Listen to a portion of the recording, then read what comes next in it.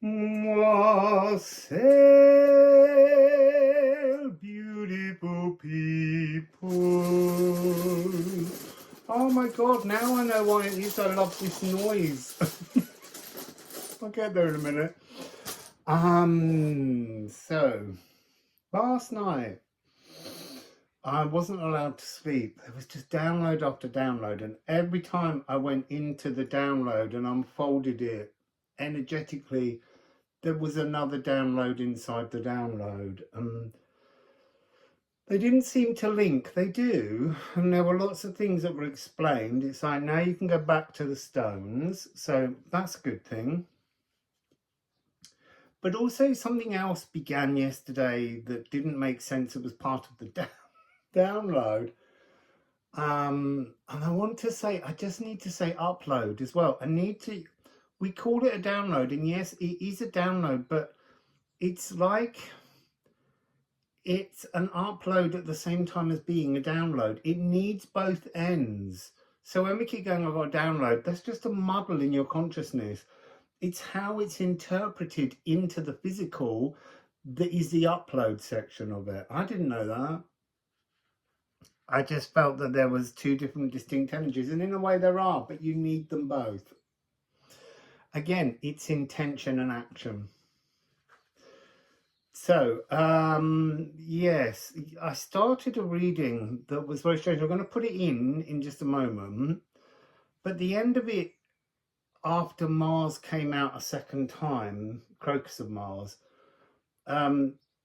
it got lost in what it was trying to say until this download, upload connection triggered this morning.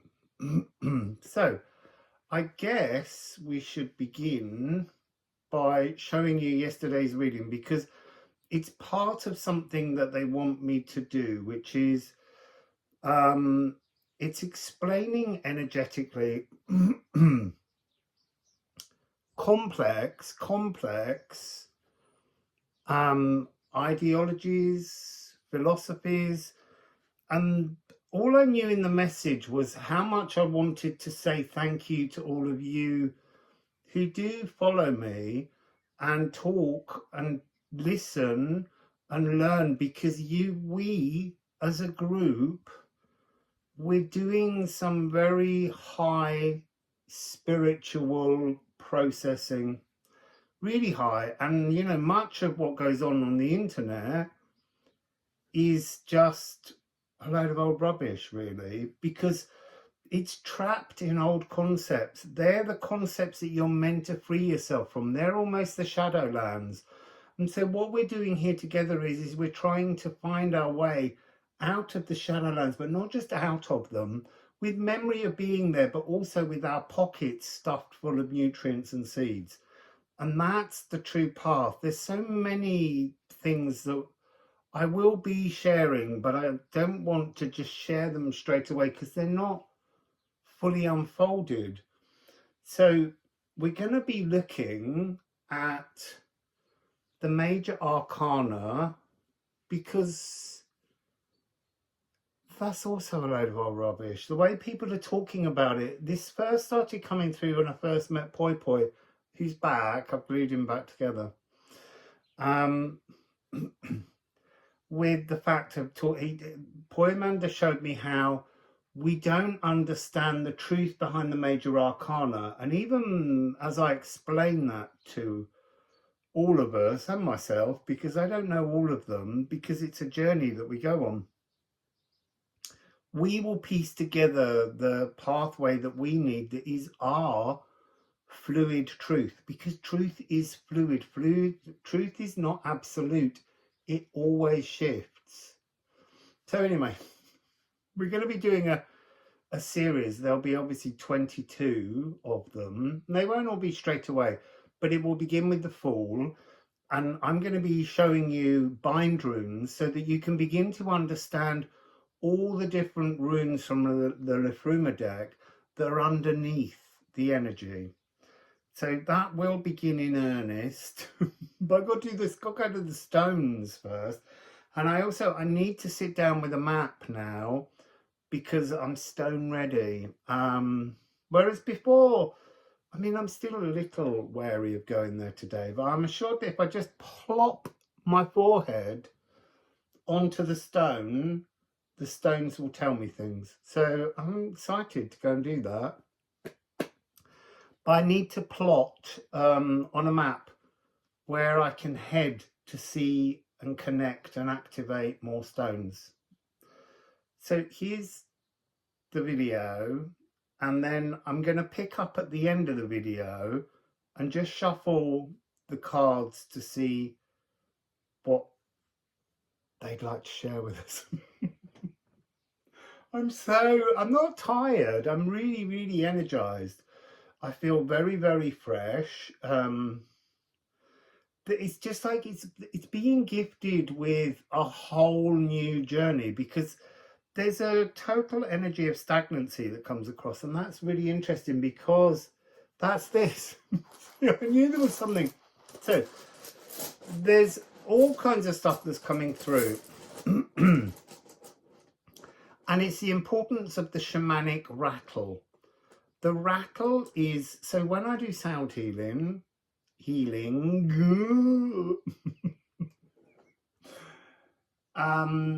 when I do Jupiter and G and when I do C, you can push the sound inside all of the molecules and shake them apart, because that's removing stagnancy, removing patterns.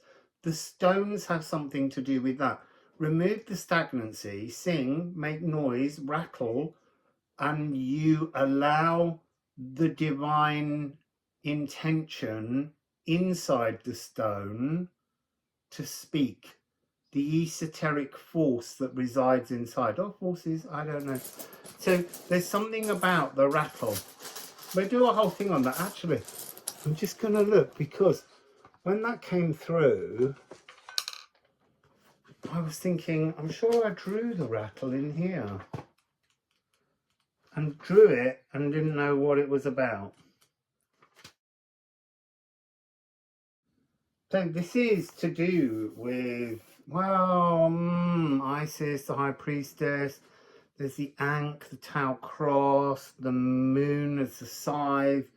There's so much stuff that I've been channeling, writing and ignoring, because it wasn't ready. It didn't have its space. So anyway, here's the video. Just opening all your molecules quickly so that you're ready.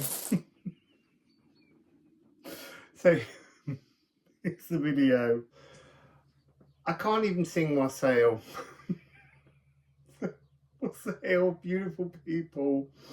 I've got the complete giggles. Every time I try to sing, phlegm just comes up onto my throat and just goes bleh. I just thought, just let it go. Just let it go. You don't have to sing every introduction. And there's something about this video that feels very out of the ordinary in its energy. What do I want? I want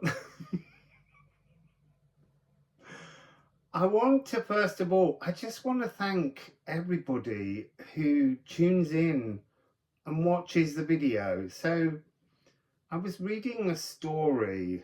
There's been a lot of things about words of the year, and I'm always, I love words, and manifestation was a big word, which I always use materialization, because it's weighted in heavy semantic bollocks, really.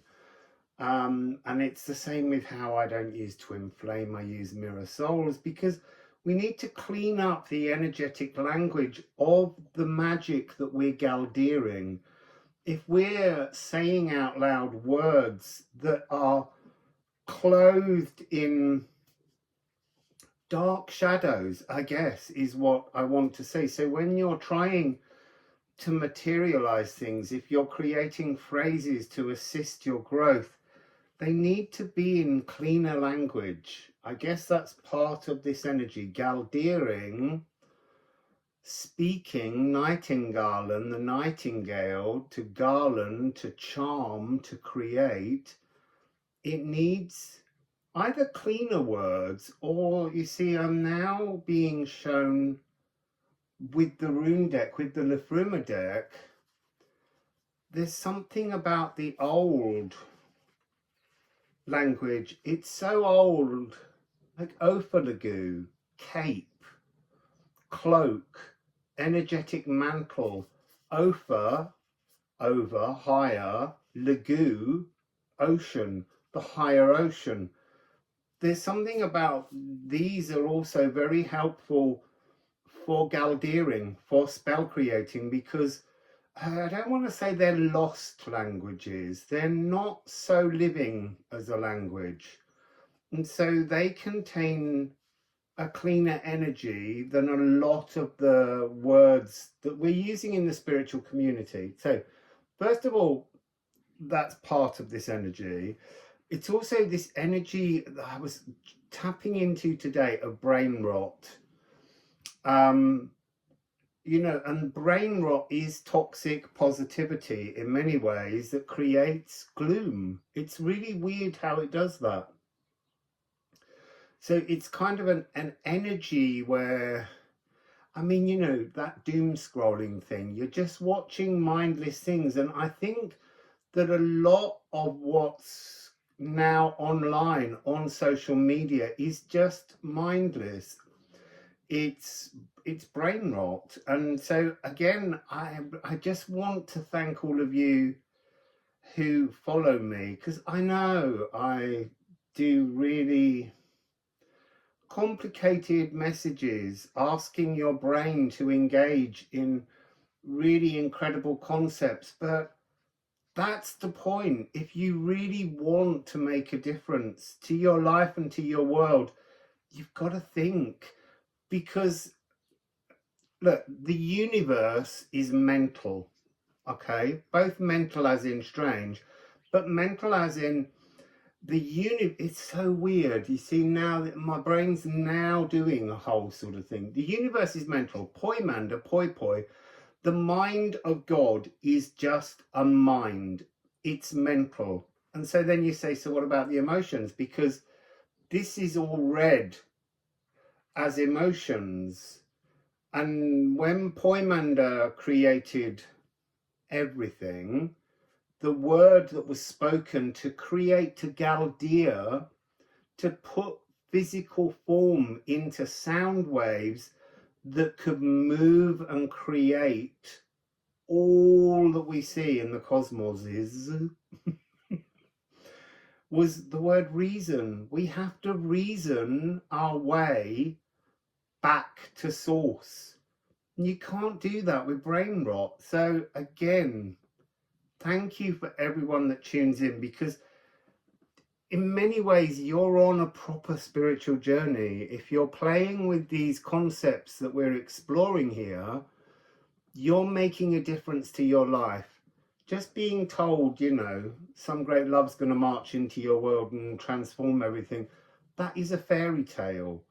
And it isn't the truth. And it's actually, it's unfair on subscribers and listeners. So I have always stuck by my guns. I don't really wish to engage in clickbait, because I really want the people that find my channel to be genuinely here to explore themselves and their journey forward. So thanks for that. I just needed to say it, but it was quite hard to find and express in words. To Galdeer, my thanks and gratitude to you all. So I'm just shuffling today. There's no plan. I'm going shopping, so I might be able to get a chip and have data again. But we'll see what comes. Oh,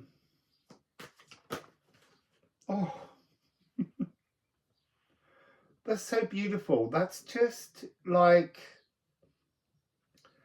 all the recent videos have been about calm down your Mars. And I was talking the other day and saying that it's interesting for me. I don't have an angry Mars. I just don't. It's in Virgo. And yeah, frustrations, we've all had frustrations, but on the whole, you just can't trigger the anger in me. It just doesn't, there is no point to expressing anger. So just expressing appreciation of you, and then seeing the crocus of Mars, which is the divine actioner, it feels very gentle, very apt right now,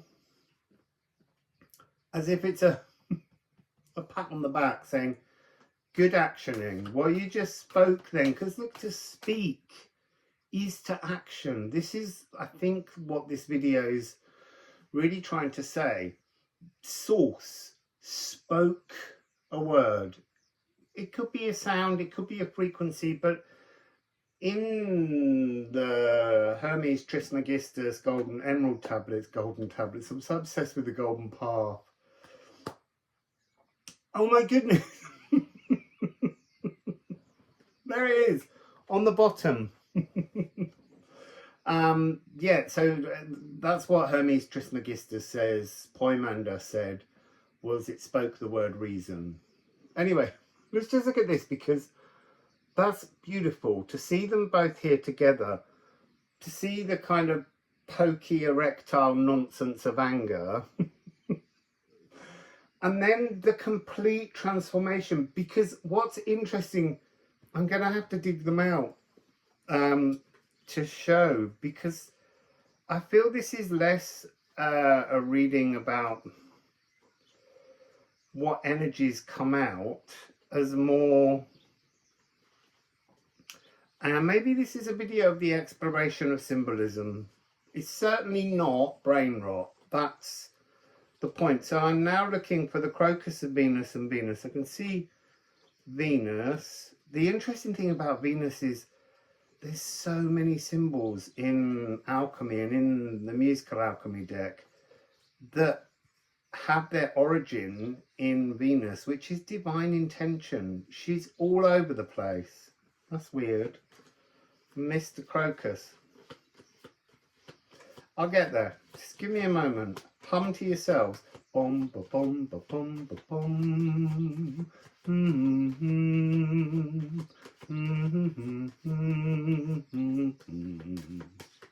It's not there. It must be in this deck. Oh, there we are. I think I'd already put that half down. So look, Venus, the intention, the single Venus, which can be sometimes a little bit gold digger, a little bit greedy, a little bit selfish, but she's had to be to survive. That's part of this. In order for the intention, it's almost like there's a mesmerism that Venus needs to use to encourage the angry Mars to go into conjunction with her. Because look, you see, that's interesting in itself. Conjunction is lose the pokey point. Stop. Stop sticking it everywhere. So Venus, her crocus, her conjoining, her conjunction with her masculine and her feminine energies, her intention and her action, is her symbol twice conjoined. Whereas the difference between Mars, this is where the big difference is. Angry, rude, pokey Mars goes through a huge transformation. There's something of the cardinal frequency in this symbol. Now I need to find cardinal. This is a video I wasn't intending to make. But, you know, it's a lovely thing. Oh, it is cardinal, turned on its head. Like, you have to have new ideas and then transform them. It's still got the arrow. It's still got this point. But you see, what does this lead to? When you live, see now I'm looking for Eris, because she's the sister of Ares, which is the Greek name of Mars. Where are you? Where are you? Brother and sister. Too much of this turns into this. You plug chaos into your world. Eris is a fabulous energy. She is the raw feminine, the rebel, the goddess of discourse, but she's the divining ego leveler. But you don't need to get to this stage. You don't need to let that chaos in. You can just calm your Mars. I got so giggly during that reading and after that reading. So I'm going to shuffle now. What are we on? Oh my goodness, we're on 13. But I just want to, I need to put these all back in the deck, split and separate, so that they can't come out again and we think it was somehow divine reasoning. Also, I'm going to get some super glue, hopefully, today. And I can glue my Poimander ceramic back. I miss Poimander. So let's have a little shuffle. We've had the Divine Mars and all of that kind of stuff. We know that we're trying to reach the Hierogamous, the Divine Marriage. Oh, that's too many cards. Like, that's all you need to talk about. It came out again. So that was interesting, wasn't it? I'm laughing because I haven't watched it again. I'm carrying straight on. I'll watch it as I edit it. So funny, the Mars, Crocus of Mars, was straight out again. But it was all to do with an inspiration to get on with this Super Tarot deck. There was the original inspiration for creating cards that took a sidestep into the Liffruma runes, and then this musical alchemy deck. So we have got something down here. So interesting, celebrated individualism. That's a really big energy inside this. This energetic origami that started to unfold. It's really, really important to understand you, us, each of us individually, and seeking. You see, it's often called the lost word, seeking the lost word. You know, like Poimander creates the physical space with the word reason. And then we have to reason out. I think we have to reason out how to get out of it, weirdly. But there's a lot more to come on that. There's all kinds of energies to do with mummification of pharaohs, the removal of the digestive organs because they're somehow connected with trapping a soul into reincarnation continually. Anyway, there's a lot to come. So then we've got Moon in Leo. So to celebrate your divinity, you have to be in tune. But what's interesting here is it's Moon in Leo. It's not the Sun. The Sun rules Leo. And this is the Janus Geminus, the tunnels that we go through, the cycles, the pendulum swings that we go through. So it's often spoken and said that the whole point of Virgo being the sign of Isis, the second largest sign in the cosmos, the first being the Hydra with the venom. So we're poisoned by our very nature of being born into the earth. And then she's a bit like the ego leveler. The Leo doesn't like to be, not Leo, the sun doesn't like to be, sorry, in Virgo. See, the problem is as I'm trying to explain to you, more of this energy is unfolding in my mind, and I'm pulled between the two places. So the sun loves to be in Leo. What it hates is having its ego leveled off when it enters Virgo. It's like strength. It's like raw feminine. It's just very, very interesting. And then we have Pallas Athena. It's almost like Pallas Athena is the archetype of the ego leveler, the one that pounces from within the head. From within the head. It's almost like she's a kind of ego epiphany.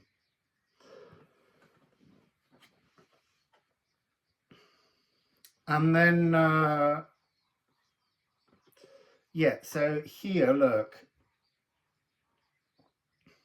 It's interesting because we have to change. So look, the winter solstice, or summer if you're in the southern hemisphere, but the December solstice is the day that's kind of chosen as when the sun is reborn, the 25th, and that's why it's Christmas that day. But many religions, Mithras, he was born on the 25th.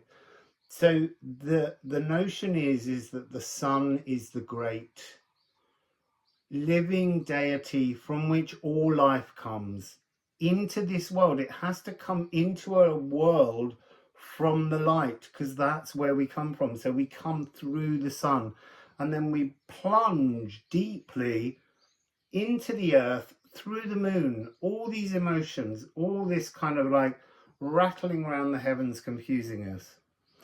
And so Capricorn, because that's where the sun is at the point it births itself, the sun, into Capricorn.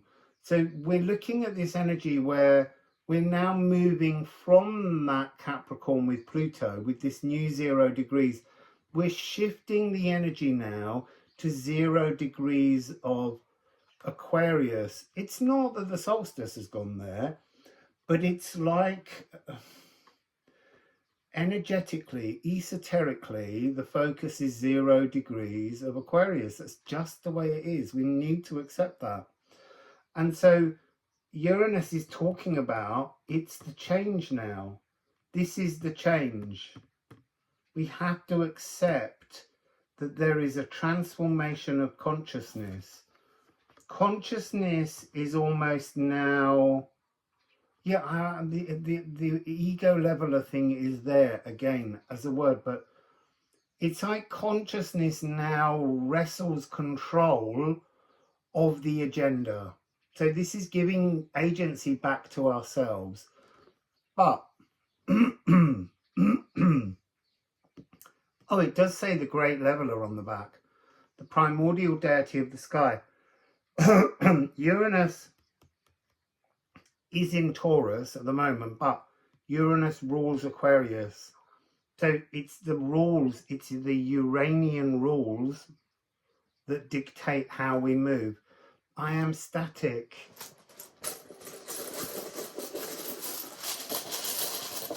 The rattle. We need the rattle. The rattle and the glass harmonica. The glass harmonica was seen as something that often made the players a bit lunatic. But I think that's part of something we go through. This is the galactic aligner. It's realigning. It's platinum. Clarifying doubts. Cosmic rivers of consciousness. Guardian of the veils and keeper of dimensional doors. I think I'm going to stop. No, I'm going to pull a rune. Just 2. So we have 59 and 18.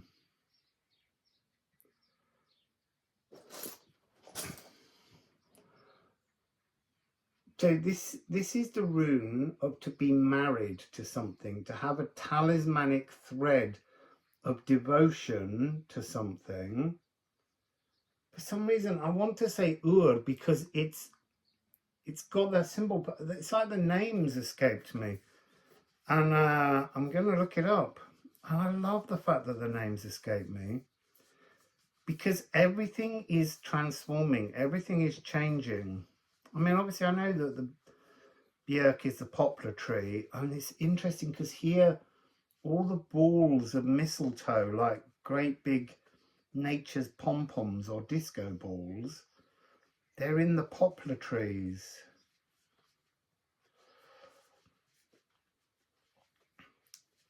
And it's got the energy of Frigg. You know, the well, a kind of a hierogamous energy, sacred marriage, which is really what the journey is all about. So interesting. Have I gone completely past it?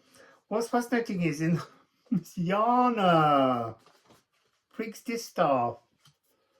Why I couldn't find that word at all. So I'm just bringing them up as cards, I guess. Yana and Björk. Yeah, so yesterday's reading was all about searching through the decks. So I guess I had to search through the deck again. Frigg weaves golden threads of love into the destinies of all beings so we may tangle our heartstrings with others.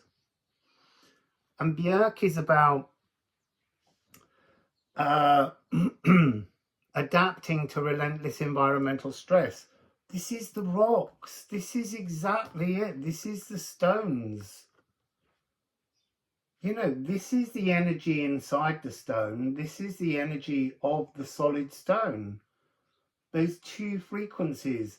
It's a divine marriage. And there's lots of really interesting stories that are coming and I will share with you.